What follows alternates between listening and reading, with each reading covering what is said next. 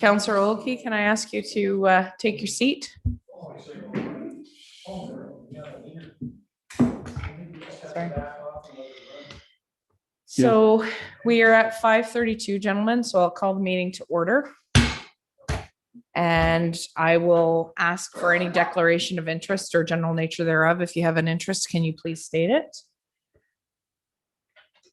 No declarations at this point, so we'll move right forward with number 3, which is staff reports, administration report, OPP Detachment Board, OPP Detachment Board joint proposal. So the motion is moved by Councillor Jameson and seconded by Councillor Fody that council supports the creation of a single OPP detachment board with representation from each of the 7 municipalities receiving policing services from Leeds County OPP detachment as described in the Exhibit A attached to staff report number SR-080-21 presented at the June 28th, 2021 special meeting. Discussion on this motion. I might say a few words just because I was involved with the first general meeting. So this is an initiative that's come down from the province, and it seems like a lot because there's a lot of municipalities in one jurisdiction. But I guess the main thing that I've come to realize with this initiative that it's important to have community input and have the ability to ask questions in a forum whereby you're sort of closer to the source, if you will. But keep in mind that the funding mechanism or the way that they operate is not at the discretion of the board. So if you're sitting on the AOPP board, if you will, you're not going to tell them what color of uniform they can wear. You're not going to tell them what hours they could work or what have you. It's really a 30,000 foot view board where if there's problems or challenges within the respective communities that are really intense, that we need to find a community effort to work together with the OPP. And, you know, if they're having issues with cruisers going through villages at Mockneck rate of speed, those sorts of things.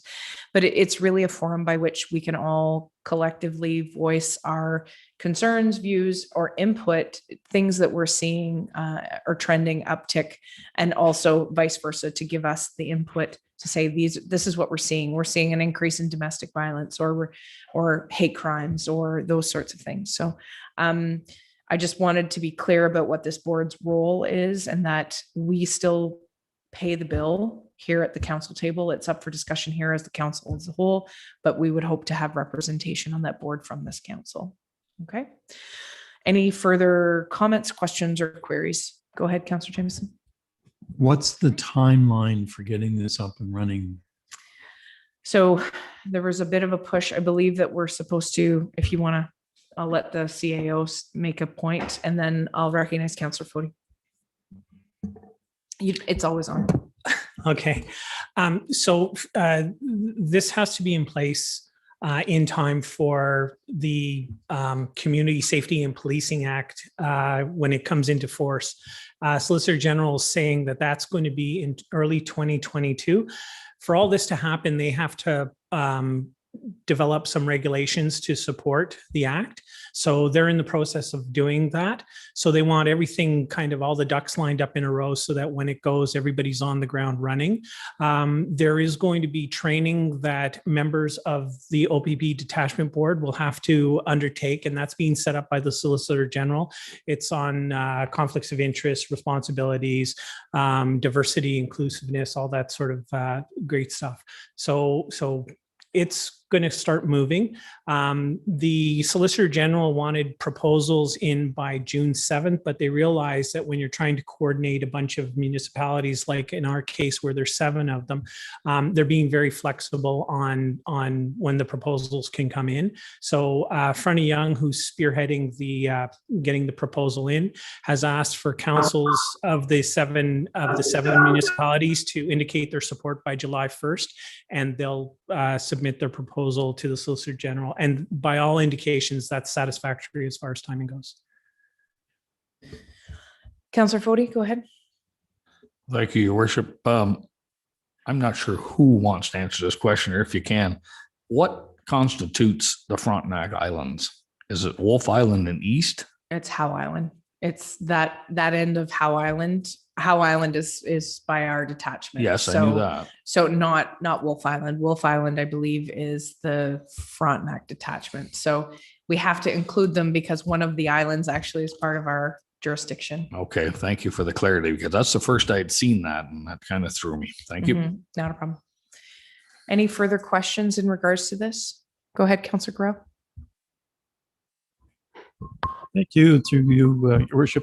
Was there any discussion on, is this a direct cost to the budget, or is it built into the police funding, you know, the 293 odd per household? Is it a separate billing? Thank you.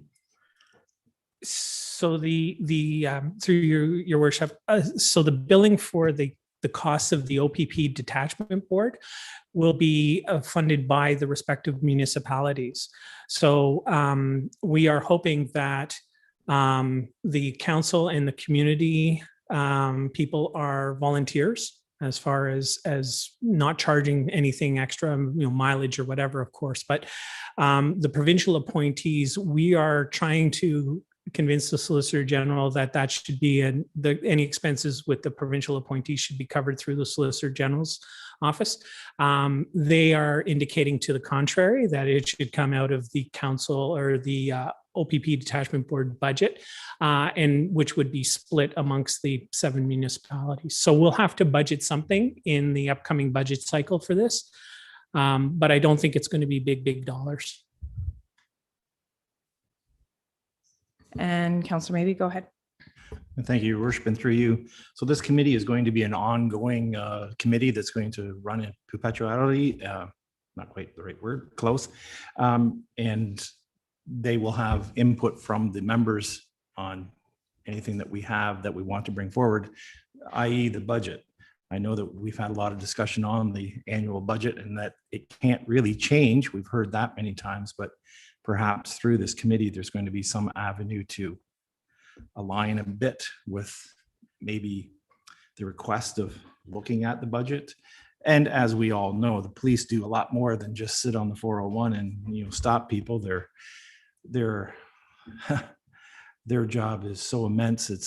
It's unbelievable that they actually have time to be on the 401 with all the different things they need to do or are mandated to do. Not much different than any other municipality service that's out there anymore. But certainly the fees, and they did hold them this last year, certainly need to be looked at from a yearly basis to make sure that we're getting value for our dollar. Thank you. Go ahead, CAO, and then I'll recognize Councillor Oki. Just for clarity, the OPP Detachment Board has no say over the policing services costs set by the OPP. That's a contractual thing between the OPP and the individual municipality. So the OPP board has zero input on that stuff. Having said that, if there is concerns that come up at the OPP board, that's when we could bring it back to council members when, because we're footing the bill. If we have grave concerns, we have the ability to make those known as we're writing the check. So. Sorry, Councillor Oki, I apologize. And through you, I think people shouldn't be under too many illusions about how much power a board like this will have. Essentially, I believe it's the provincial attorney general wants to put a layer between themselves and the various complaints that arise about policing. It would be a clearinghouse of complaints by and large, and occasionally we would be passing on kudos about various police acts or various policemen who do well. But I think you'd find mostly that you're a clearinghouse for complaints. Okay, any further questions? Go ahead, Councillor Footy. Thank you, Your Worship. Was there any indication how often they would want to meet? Had that been discussed at all? Go ahead. Thank you, Your Worship, and through you. The timing for meetings is really up to what's manageable between the members of the detachment board. I think there is a requirement that they have to meet at least 4 times a year. But it would be in consultation amongst the detachment board members and the detachment commander, of course. I think the general consensus at the general meeting we had with the municipalities at the county level was that maybe perhaps every other month. And but the minimum requirement is quarterly. Okay. Any further comments or questions? Go ahead, Councilor Grow. Throughout the paper here provided by the program, it mentions First Nations a number of times in the program. Are there First Nations in the catchment area that we're dealing with here? Thank you. Through you, Your Worship, no, I don't believe that the Leeds County Detachment provides policing services to any of the First Nation areas. I think they included First Nations because there are certainly parts of Ontario where the First Nation, individual First Nation has a contract for policing services with the OPP. So I think they were just differentiating to be inclusive. Any comments, questions? Seeing none, I will call. I'm sorry. Go ahead, Councilor Brown. Thank you. And through your worship, just to paraphrase basically what's going on here. So this is mandated. There's not a lot of wiggle room here. It's minimal. We're hoping costing. It'll go on in perpetuity. And as my good friend Councillor Olkes pointed out, it's going to be a catchment for complaints, et cetera.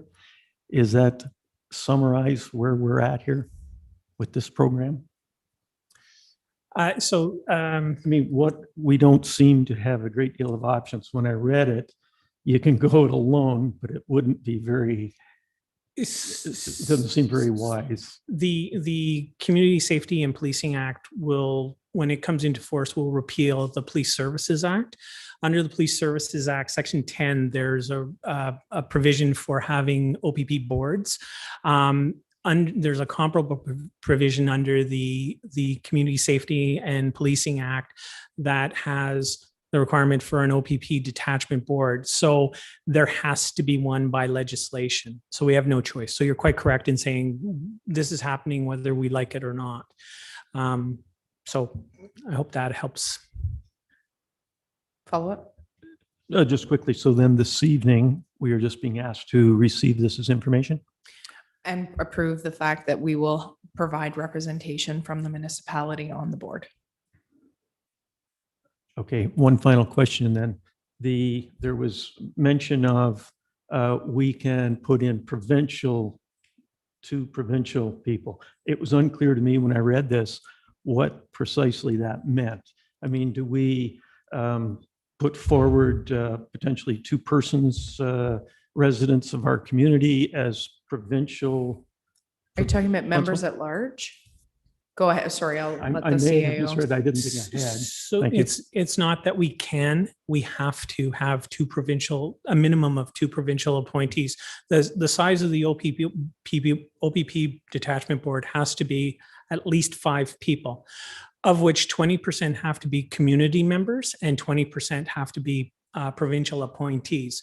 So the best we can do with respect to the provincial appointees is suggest names of who could serve in that capacity. It's up to the Solicitor General to decide who they're going to appoint. So all of the catchment area of this would be putting forth potentially persons on a list, and then the province would then look through that. And then It's at the discretion of the Solicitor General, from what I understand. So you know, I'm sure they will take into they will look at local considerations and take into consideration the opinion of the municipalities that make up the detachment board for sure. But there is nothing stopping them from appointing somebody that's sort of, you know, somebody from away that doesn't know anything about our area. Would then, there was no process that I read outlined. There may be in there somewhere. I just maybe didn't get to it. Is there a process then for that selection? Is there an open?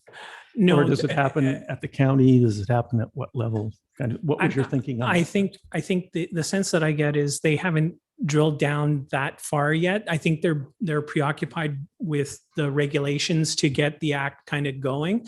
I think that if they have an appointment process, it'd probably be a standard provincial appointment process that they go through with anybody, whether they're going to sit on an OPP detachment board or some other board that's a provincial creation.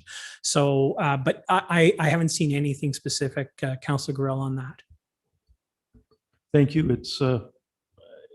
It's clear, and I guess we're just Wait and see. kind of pushed into a corner here. Thank you. Well, I think, go ahead, Councillor. Maybe I'll let it go. Thank you. Thank you, Madam Mayor. And through you, just wondering, was there a time frame for the meeting to actually happen when it happens? Like, is it during the week, during the weekday? Is it an evening or other time frame? Was there anything indicated? I would imagine it will be at night, mainly because it will be appointees and many of them will be community members. So I would assume that it would be an evening meeting or a late day meeting, so 5 or 6 o'clock. But one of the things that the group was challenged with was trying to figure out, I think we got down into the weeds, much like yourself, Councillor Gorell, as far as like, what does the board make up? How does it look? Are we going to have 2 people from one councillor, 1 person at large, all of these things? And one thing, I guess, after sitting on many boards and committees, as many of you have, the larger the board gets, the more unmanageable it is. So I think the majority of the group agreed that 1 councillor, 1 representative, it doesn't have to be a councillor, but somebody who responds back to council needs to be from every municipality for sure. But that really what the most important part is that they have input and they have the ability to disseminate the information that's coming down from the OPP. Because as you well know, when these reports get thrown at you, and not being able to have a conversation with someone who works at the detachment or really is working on the ground, understanding what's actually happening in the respective communities. And because it's such a rural police service, when you're talking about Rideau Lakes and Westport and Augusta's Grenville, but that's a different county, so it's a different board. But that, we have less urban areas to work around, and that's OPP is a rural service in general. So, but I think they're going to try, once we get approval from the province that we're adopting this structure, then we'll nail down the board. In Grenville County, they were trying to have 3 separate boards because they wanted to have, and we're pretty sure that the Solicitor General's office is going to kibosh that they'll just go to 1. So anyways, but we'll do our best. And honestly, we don't have a board right now. And we haven't for years. Our Deputy Mayor Lackey had requested to try to set one up, and trying to organize that wasn't fruitful at the local detachment level. But this way it's mandated, and we'll be able to have that open dialogue on a more regular basis rather than a 1-year report that we receive from the OPP detachment. So any comments, Deputy Mayor Lackey? Thanks for joining us. Okay. Oh, you're muted. Sorry. Anyways, I don't see you flagging me down, so I'll call the question. Oh, there, you're unmuted now. Sorry, I apologize for being late. That's okay. Did you have any comments or questions to add to that, or are you good? No, I'm just glad that we're going ahead with this. Okay. I will call the question. All those in favor of the motion at hand, please signify. All those opposed, and the motion is carried. Duly noted.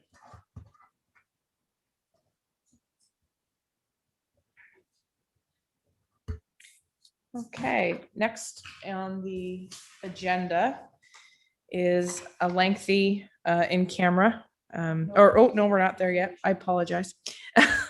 Moved by Councillor Fody, seconded by Councillor Jameson, that the council receive the information items presented at the June 28th, 2021 special council meeting. Any discussion on those items? Did you want to give it? Sure. It makes more sense. Yes. Thank you. Thank you. Through you. Information was previously circulated to council regarding an education development charge. EDC acronym stands for too many things. Education development charge for the French Public School Board. There was a public meeting held about a month ago, and we were informed that they had postponed it at that point in time for him having a subsequent public meeting. I believe May 27th was the previous public meeting date that was not held. We were not provided with notice when this was brought back forth in front of their school board. We did follow up and ask them when that was going to happen, and were provided with information in very short order that the meeting was happening. And I don't recall the specific date, but the information in front of you is a notice of passing that we've received. It was received on Friday with an effective date of June or July 1st for us to start collecting development charges from residents. So this is now in force and effect. We've received the notification and we are working on putting this information together. Council previously passed a motion to allow us to send a letter to the school board objecting to the development charge, as well as asking for them to undertake better communication with the local residents and the communities to inform them of what this is, what it was supposed to be doing, and the effect of it. We also asked that reporting, being rather than monthly, be done on a semi-annual basis as part of our input into the process. Based on the information that we've received, they are requesting monthly reporting. And as I said, this will be effective as of, we will start collecting this fee on Friday for any applications or permits issued for new dwellings. So it'll apply to single family, semi-detached, as well as row house dwellings. Thank you for that update. And I apologize to council. I should have asked for an amendment to the agenda early on.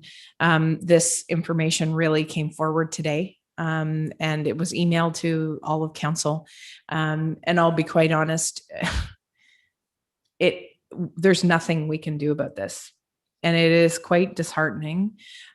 We did, as a group of mayors, so the mayor of Westport, mayor of Rideau Lakes, Gananoque, and Stone Mills was also affected, even though they're not within our United Counties. All petitioned our local MPP, who happened to be Minister Clark at that time. We were very disturbed that this kind of fee could be levied against our residents without our knowledge or input or notice. And it really comes down to the notice piece, because Director Venditti just basically said, it was a month ago, and it literally was a month ago. I want to say it was May 7th or May 15th. And that there was an online meeting that we were subsequently invited to. Having said that, when the mayors talked briefly about this atrocity, and I say atrocity, not because we're not supportive of education, but just the way that it all came down very heavy-handedly with no input. I went to Minister Clark and said, we need to try to stop this. So to Minister Clark's credit, he went to the staff members and the chief of staff at the ministry. The ministry office had a lengthy conversation, and they were unaware of the breadth of and depth of this, how this fee was being applied. So when that information came to light, they seemed to be more amenable to reducing the catchment area, if you will, for the development charge. So that sort of was expected that there would be a change coming down. And then Minister Lecce met with Minister Clark, and I wasn't privy to that discussion, but basically Minister Clark was told that, nope, it was going to go forward. And Minister Clark was not happy. We had a subsequent call with the mayors in regards to this. Just the fact that he did work very hard to try to get this stopped, with unfortunately no avail. And so the group of mayors, along with the CAO from Rideau Lakes, is looking at drafting a resolution that can be passed at all of our respective municipalities, imploring the government to change the process by which this can happen. Because with no notice, no planning, our planning department is busy enough as it is, now has to change their policies, procedures, post new warnings and information online. All of this stuff has to be done in a matter of 72 hours. That's not acceptable. It's not acceptable to the public. It's not acceptable. It's not realistic, especially when we're trying to deal with the avalanche of applications, which is a double-edged sword, which is a good thing and a bad thing all at the same time, just be trying to get through them.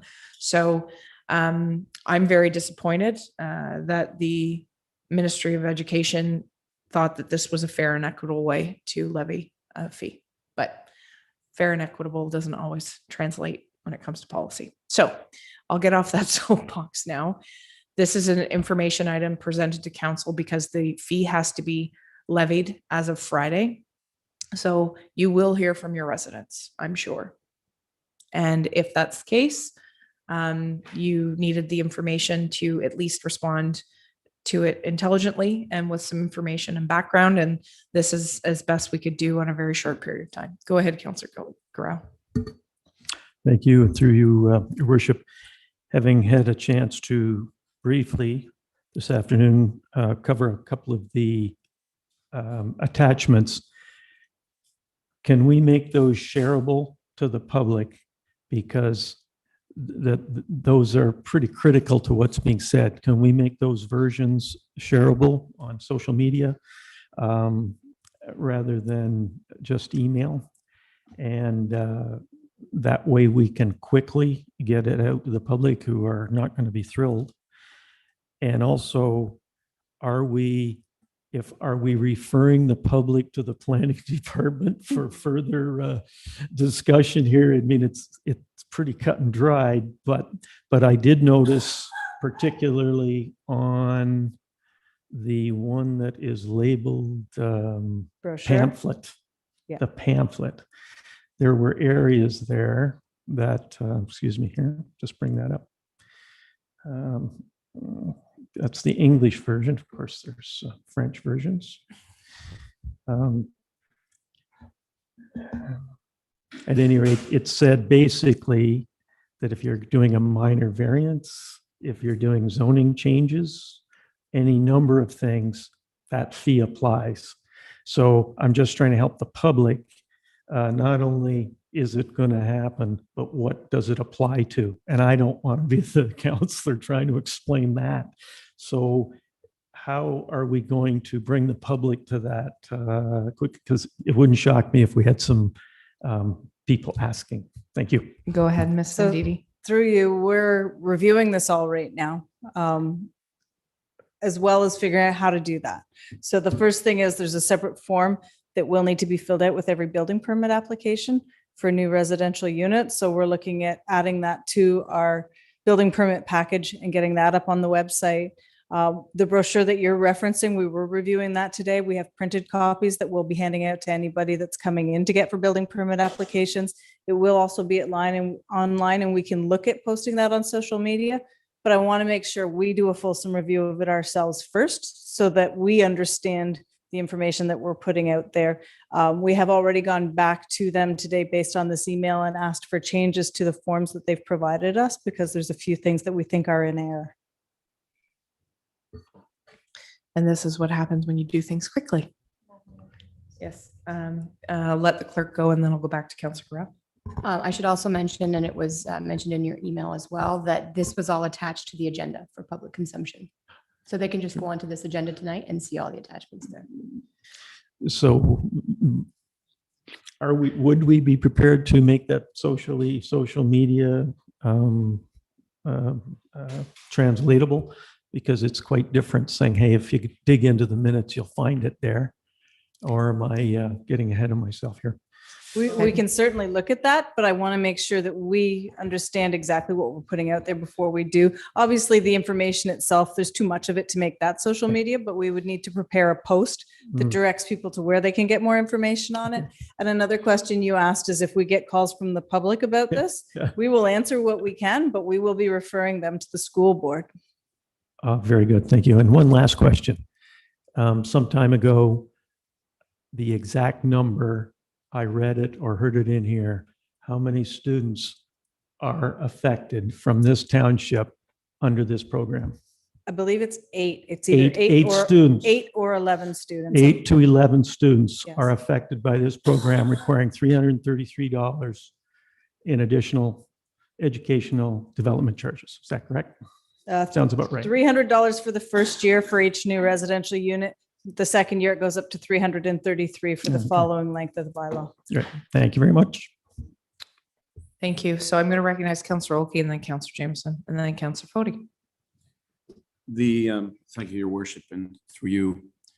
The one ominous thing that I read in it was a little caveat that initially it's to be a one-time thing, but there's no guarantee it's only a one-time thing. So I'm very disturbed this evening because we're being ordered into police service boards that have no effect, and we're being surcharged on things that really, someone wants to put a new end on their chicken coop, or someone builds a new house. This, man, I don't know what they're trying to do, but it's not making me very happy. So just for clarification, before I go to Councillor Jameson and Councillor Fody, this is only supposed to be levied on new builds of entire homes. So you had said something, Councillor Garrell, in regards to minor variances and that sort of thing. I don't recall that specifically, but that's why it's important that the staff. Well, if I could just add to that, that's why we need to make sure we as staff have a fulsome review of the documents before we publish them, because all of the public meeting information, all of the lead up to the public meeting and the background studies spoke only to the creation of new residential units, not where you're getting growth related costs. And that's what a development charge is. It's growth related costs. So if it's a minor variance or a zoning amendment, if the zoning amendments to create new residential units, those new residential units would be required to pay the development charge at such time as a building permit is issued. But the whole process is triggered by the issuance of a building permit. So it wouldn't necessarily go to a minor variance or zoning amendment. But again, I need to review the forms in a lot more detail to make sure that everything's correct and that any misunderstandings are clarified before we publish them. All right, thank you, because I think there's lots of room for interpretation there. Having read it, there's Yeah. lots of room for interpretation, and we'd be well advised to Yeah. have our ducks in a row. Thank you. That is why that's why this is unacceptable, that the staff has only been given 72 hours to potentially, to enforce this and to have a clear understanding of how it's written, because they've already found errors in the application part. So what's to say there's not an error in the report part as well? And it could be part of the translation, because that's been part of the part and parcel of the challenge that's been part of this process. Their meetings were only in French. So, makes it difficult if you've only got English speaking individuals. So Councillor Jameson, I'll Well, recognize you, and then Councillor Fody. This, Your Worship, is not new. This is on the books. It has been triggered in other environments. So we're not dealing with a new piece of legislation. It just has never drifted our way before, and now it has. So if we are having trouble, and I'm hearing, and I went to that meeting and wasn't a lot of clarity coming out of that meeting, but the things that I read, I think they're, first of all, I'll say this facetious, but 72 hours, how many minutes in an hour? I mean, to the extent that we can only move as quickly as it is reasonable to move. And now I'm referring to our staff, based on what appears to be some discrepancies in what we're seeing. The school board has written letters within its understanding of how it works. And I think if we're not satisfied, I think we should defer action until the ministry gives us the direction that specifically applies to this case.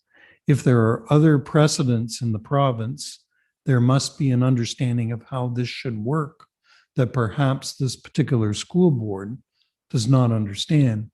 So it is not a question of refusing. It's a question of saying, well, wait a minute, it's not clear. Why move ahead? We know we don't have any choice. It's like a lot of things that happen when the downloading starts. But I think it's incumbent upon us to ensure that we get behind our staff in a way that gives them some running room in order to do it properly, or they're going to be going back, trying to fix it.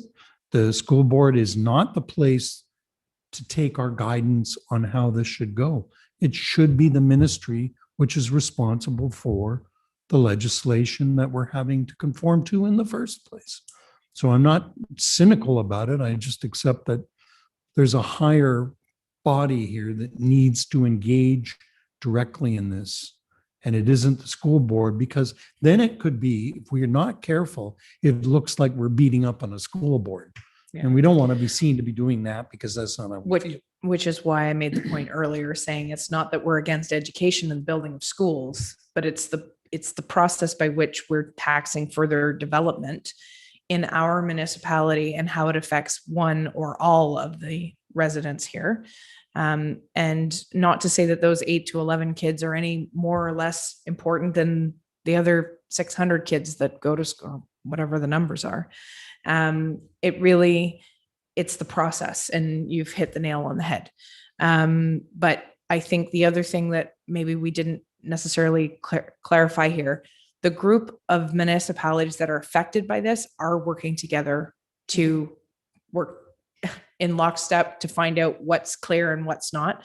So we're working with the CAO from Rideau Lakes, Westport, Gananoque. So everyone is working together in the planning staff to try to make sure that they're all singing from the same song sheet. So not every single municipality has to do the heavy lifting alone. So I'm sure that there'll probably be a call here in the next 24 to 48 hours to try to figure out what the next step is to get it clarified. But duly noted. Councillor Fody, go ahead. Thank you, Your Worship. Excuse me, through you. My line of thought is similar to Councillor Jameson's, in that the legality should fall with the Minister of Municipal Affairs. I don't think we have to, or shouldn't have to, accept anything that's as cumbersome as this on 72 hours notice, particularly to our staff, our websites, everything that the planning department has to work with now, all has to be changed on hours notice, which should be legally unacceptable. And we have the convenience of having MVP Steve Clark as also the Minister of Municipal Affairs. I think a phone call or such should go out to the minister's office and challenge this legally for the time frame. As Councillor Jameson has stated, it's been in place for quite some time. That isn't the question. This is a real heavy-handed way of doing business. And the fact that this was put in place in the first place, I could sit here all night and throw out sarcasm there. I mean, when we divide up our municipal piece of pie, now we've opened the door to reach over that pie and grab some from other wedges. This is wrong. It's just totally wrong. But that's a debate in itself for another day. But as for the legalities of telling our office you have to be compliant in 72 hours, and this isn't a mistake. They didn't send this out today knowing that it applies on Thursday by accident. This was done purposefully. And might I add, am I wrong in saying that the meetings were canceled and put off? They didn't want any debate on this. This is what they intended to do. Here it is. Deal with it. I think the other challenge is that it seems very cash grab like, because building permits are coming in by the droves right now because people are building and it seems like they don't want to miss that window, which is why it's being accelerated. It seems accelerated based on the enforcement part of it. But anyways, I'll recognize I'll recognize Director Venditti, and then I'll recognize Councillor Maybe. Thank you. Through you, I appreciate what everybody is saying. And I did question the timeline and everything else when they had the session for the municipal staff, when they presented this. I think the real challenge here is the process and and communication. And that's where I see this as being unacceptable and a challenge, because for a zoning amendment, you need to give 20 days notice in advance of a meeting. You have to provide the opportunity for people to review the information. They presented to staff, I believe it was on May 15th. It told us that there was a vote on the 27th, perhaps, that was then deferred. And then there wasn't further public notice provided in terms of when this is coming back and when this is going to be. The initial vote that was proposed to be on May 27th provided for an effective date of May 31st. So when I questioned all of their timelines initially when they did the first presentation, they were meeting the letter of the law as it related to the legislation that allows for the enactment of this development charge. That being said, a development charge is something that affects everybody and costs people a lot of money. And I think that part of the flaw is in the process where what's in the legislation is a minimum standard for communication and outreach, and minimum standards can be exceeded. And that's where I see a lot of downfall here, in that there wasn't active engagement of the affected municipalities before this was advanced. We received a background study and out of nowhere a request for a meeting, and this was given to us. So I don't disagree with what you're saying, but I think that it's the process that has really broken down here, because I would guess that the majority of the public in our township don't know about this, and they're going to find out about it for the first time when they come in to pick up or to get an application for a building permit, because our staff will certainly inform people of what has happened and provide the outreach. But again, the concern that I expressed to them at our first meeting was, this is going to land on us. This isn't going to land on you. We're going to be the ones making people aware of this.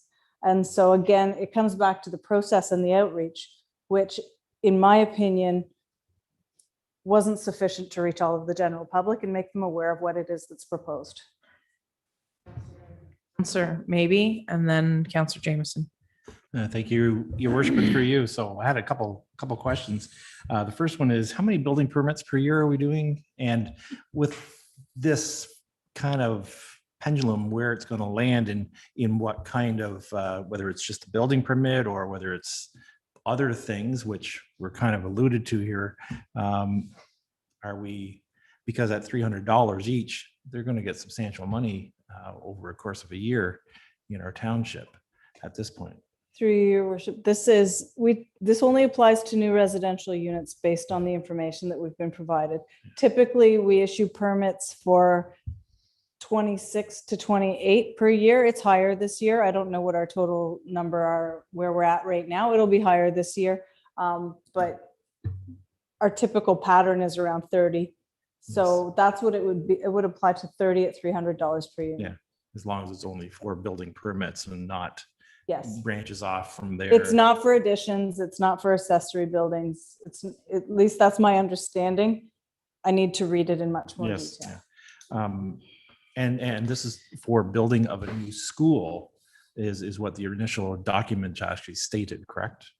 That's correct. That's what development charges are, growth related charges. So as new residential construction occurs, there could be families with children in those units. It could create a higher demand for education and schooling. So it's an education development charge where the growth cost goes to the construction of the new school. And was there ever any indication of why they didn't go through the regular education part of the government to get their funds for this? Was there any discussion that way that anybody recalls? They're not funded through the tax base. Yeah, and why? I guess anybody like. That's a good question. Yeah, we're talking about the French Catholic School Board. French Catholic and French public are not funded through the tax base. So it's both. So yeah, kind of an interesting thing. Why? Well, and yeah, to me, it opens up another can of worms, because you're talking about allowing for, any kind of, it's a rabbit hole that is getting deeper and darker as things go on, because what's to say a Montessori school that's a Christian Montessori school all of a sudden starts to try to create a development charge. I realize that it has to be a lot more involved in that. I'm oversimplifying, but the point being made is that it is getting further and further down the line, which I think is part of the issue that the minister had with it and with Minister Lecce. I did have one thing. Okay, I'll let you finish, and then we're going to Yep. Councillor Jameson, then Councillor Olkey, and then Councillor Grell, and then we're going to cut this discussion off So what because we're not going to happened- change anything. Yep. What happens if we point. don't approve this tonight? If we all go nay? There is nothing to improve. This is about information being received. Okay. Okay, Well, I'll go with Counselor Jameson. He was on the floor first. We have received a letter from a school board. Now, my understanding, trying to go through it earlier and have it, didn't have that much time today. I just found out about it when I came in. That this is about capital. It's not about funding the core school board's work. So that's a whole French Catholic School Board is funded from the province for other things. But we've got this letter from a school board telling us that we have to do these things. We are not, I'm sorry, is there any place in the Municipal Act that says that we report to a school board anywhere in this province? So I think from my point of view, just to keep throwing wrenches in the works here, I think we say, thanks for your letter. We'll wait till we hear from the ministry. Because the ministry under which we function is as the Municipal Act is For planning. Yeah. planning is not a school board based in Kingston or wherever it's based. It's from a higher tier somewhere that tells us what to do. And until we see as a council that directive letter, I don't think we should act upon this. Certainly we have to prepare, but I'm sorry, there's a certain point where you say process is important. I know we're moving into the era of banana republic here because it's getting so warm, but I really do believe we need to push back and push back hard on this particular issue. Not because we're against education, but we're against a process where the province has abandoned us. And now it's the school board and us. That makes no sense. No sense. So I think we should push back and make a motion to that effect. Okay. Counselor Oki, I'll recognize you, and then Counselor Grell, and then possibly a motion. Thank you, Your Worship, and through you, I must apologize because I didn't know this would be discussed. And since I am in the process of applying for a building permit, I should have recused myself from the whole discussion. I don't know if that's, it's well, yeah, it's a gray area. This goes to the whole point. This is very flaky, just as you're saying. Yeah. Okay, Councilor Burrell, your point. We're really arguing the fact that we appreciate that under the Education Act, this can happen. Our argument appears to be we are in disagreement with the application of it so quickly. And in the letter that was sent to our clerk, I believe, it says in the end here, any person or organization may appeal this to the Ontario Land Tribunal before 3rd day of August 2021. Notice of appeal, a typical LPAT type of thing. What we're struggling with here, it seems to me, is what can we do to extend the timing to allow for a smoother transition to something that is rather inevitable under the Education Act. Fair to say? Therefore, if we are going, what can we do and what are the other Mechanisms. What are the mechanisms and what are, Frontenac and so Frontenac, whatever it is, they're included. What's their point of view? I mean, we've got to implement this by Friday seems absurd. I mean, what are we to do? Are we to collect the money and then give it back? It's absurd to me. So I'm at a loss where we go with the timing. Thank you. I think you bring an interesting point up, and I don't want to create more discussion here because I want to accept the information as received, and then if there is a motion subsequent, that we could deal with that. But Councillor Royal brings up a good point. There is an opportunity to appeal this to LPAT. That's what it says in the letter. There is. So my understanding of the planning role is that in order to appeal something, you had to have made comments prior to. Did we make comments prior to? We did. Okay. So there's check mark number 1, which would make us eligible to making an LPAT appeal. The challenge with an LPAT appeal is there comes. It is actually the Ontario Land Tribunal. under It section of Sorry. the they Education changed. Act. Sorry, I apologize. No. They changed the name every 2 years.